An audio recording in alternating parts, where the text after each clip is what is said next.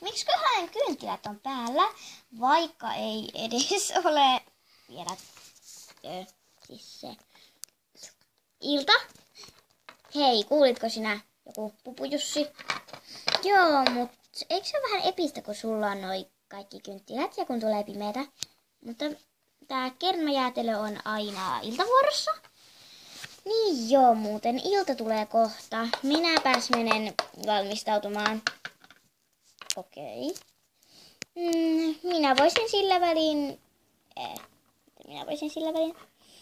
mennä syömään kakkua. Ja kameraa. Au! Nyt on Ai, yö tulikin. En huomannutkaan. Eikö se ole vieläkään lähtenyt? No, en. Siis tässä niinku...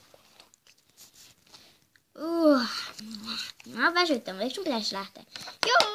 Siis tässä niinku kuluu oikeesti tuntia tuossa välissä, mutta ihan sama, me ei jaksa tuosta. Ainakin nyt kuu nousi. Ei tuu vieraita. Onpa outoa.